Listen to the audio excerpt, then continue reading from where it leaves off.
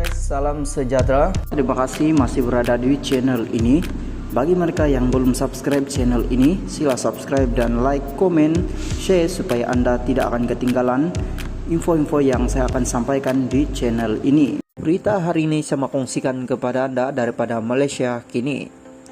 Ahli Parlimen cadang Dewan Rakyat mula bersidang jam 2 petang. Ahli-ahli Parlimen telah menggemukakan cadangan termasuk memulakan waktu musyawarah persidangan Dewan Rakyat pada jam 2 petang berbanding 10 pagi seperti yang diamalkan sekarang.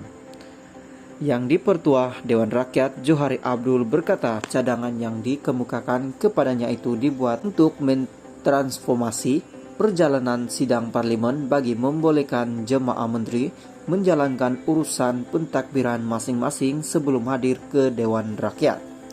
Cadangan lain yang turut diterima katanya ialah untuk menambah hari persidangan kepada 100 hingga 110 hari selain melonggarkan etika pemakaian di dalam Dewan Rakyat seperti tidak perlu memakai tali leher.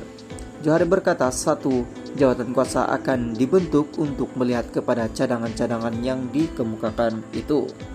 Mudah-mudahan sidang pertama panggal ini Parlimen ke-15 akan berlaku diadakan pada Februari, katanya pada sidang media di bangunan Parlimen di sini hari ini.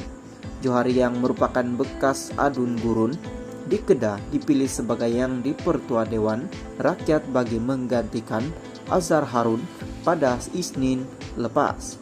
Usul pelantikan itu dibuat sebaik saja musyawarah pertama panggal pertama Parlimen ke-15 bersidang pada jam 10 pagi. Johari dicadangkan oleh Perdana Menteri yang juga pengurusi Pakatan Harapan Anwar Ibrahim bagi pihak kerajaan dan mendapatkan 147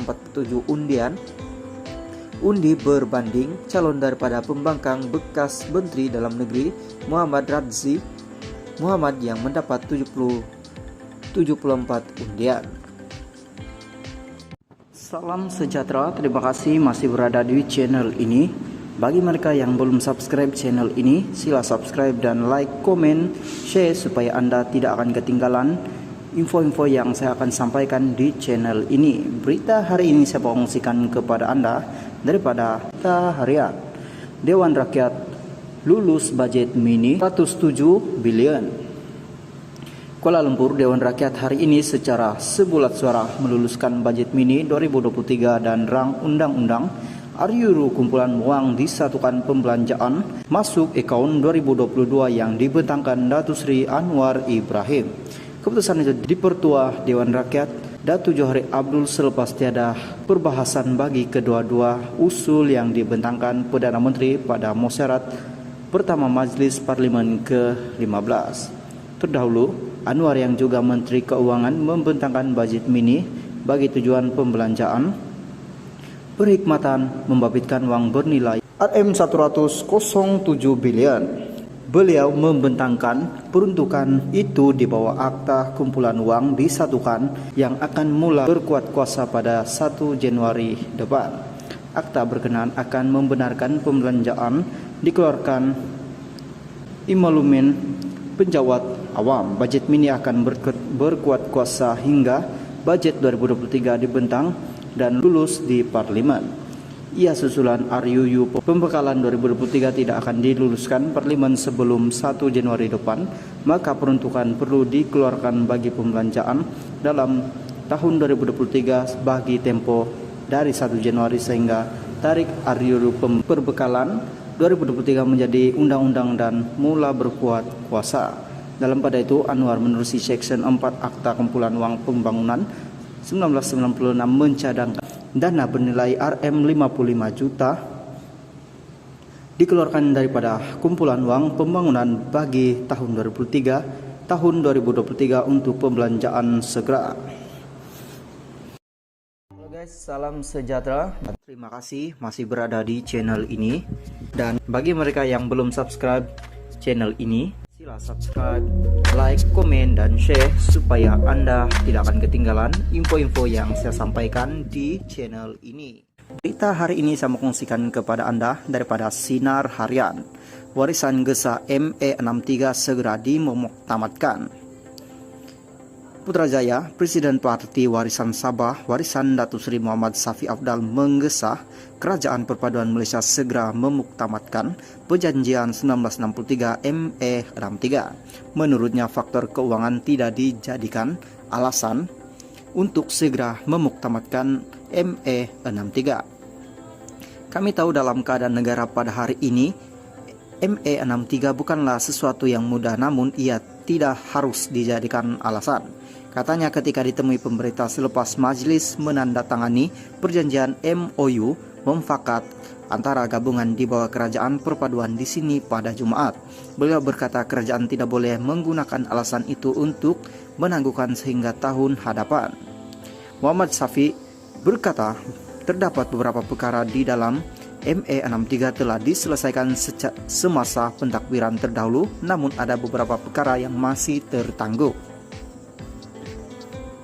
Saya berharap ia dapat diperhalusi segera karena ia turut membabitkan keluasan kerajaan pusat, katanya.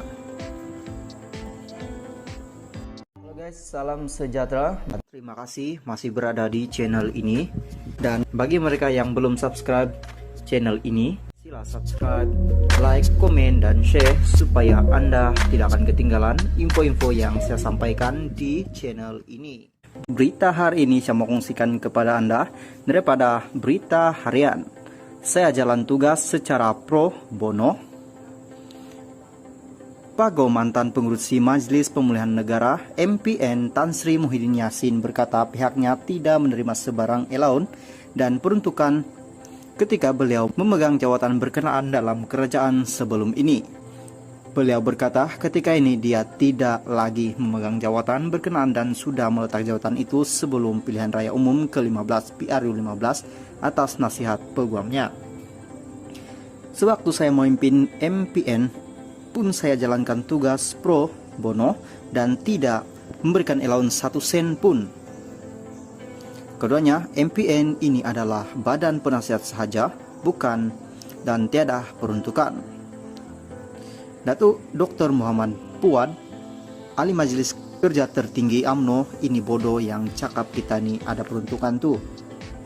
Semaklah beberapa ratus juta yang ada, katanya. Beliau berkata demikian pada sidang media selepas merasmikan Majlis Kesyukuran Perikatan Nasional Parlimen Pago di Kompleks Sukan Pago dekat sini hari ini. Muhyiddin berkata MPN tiada peruntukan dan perakuan dikemukakan kepada kabinet untuk menyatakan apa tindakan yang perlu dilakukan oleh kerajaan.